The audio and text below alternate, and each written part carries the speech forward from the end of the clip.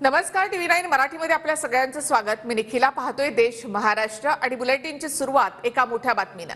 बारामतीवरून शिवतारे आणि हर्षवर्धन पाटील यांचे सूर आता बदललेत। फडणवीसांनी बारामतीचा तिढा सोडवला आहे। हर्षवर्धन पाटलांचेही सूर बदलल्यासारखे दिसले। फडणवीसांच्या भेटीनंतर हर्षवर्धन पाटील दादांचं काम करायला तयार झाले। सर्व मतभेद विसरून नव्या उमेदीने कामाला लागा असे आदेश फडणवीसांनी दिल्याचं हर्षवर्धन पाटील यांनी म्हटलेलं आहे।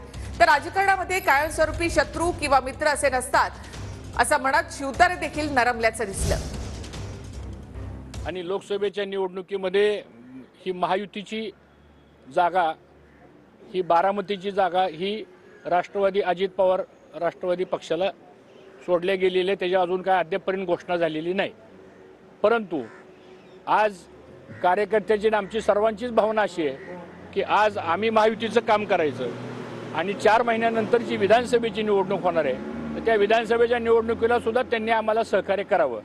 या प्रश्नांच्या बाबतीमध्ये फडणवीस साहेबांनी सांगितलं की अजितदादा आणि आम्ही या बाबतीमध्ये चर्चा करू। या बाबतीतलं भूमिका मी माझ्या पद्धतीने घेईल, तुम्ही या प्रश्नावरती चिंता करू नका। राजकारणात कायमचं कोणीच कोणाचा दुश्मन नसतो आणि दोस्त नसतो, परंतु लार्जर इंटरेस्ट लोकहित कशामध्ये आहे त्याचा नीट विचार करून जे मला आता मुख्यमंत्री महोदयांनी समजावलं महायुतीच्या बाबतीतली ती सर्व चर्चा जशीच्या तशी मी कार्यकर्त्यांच्या समोर मांडणार आणि मग सगळ्यांचा कानुसा घेऊन काय त्यांचं मत आहे पॉझिटिव्ह निगेटिव्ह जे असेल ते त्यातले प्रमुख कार्यकर्त्यांनी जर मला तशी गरज वाटलीच तर मुख्यमंत्री महोदयांबरोबर काही प्रमुख कार्यकर्त्यांची उद्या परवा गाठभेट करून ते सांगितलं।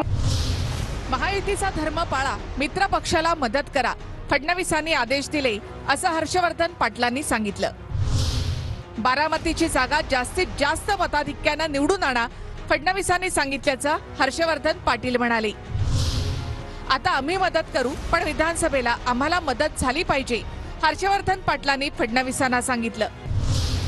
शिंदे फडणवीस आणि दादांसोबतच्या बैठकीतली माहिती कार्यकर्त्यांसमोर मांडणार असं विजय शिवतारे म्हणाले।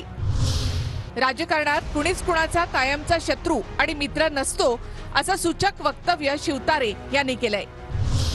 कार्यकर्त्यांशी चर्चा करून उद्या पत्रकार परिषद घेऊन निर्णय जाहीर करणार असं शिवतारे यांनी म्हटलं आहे।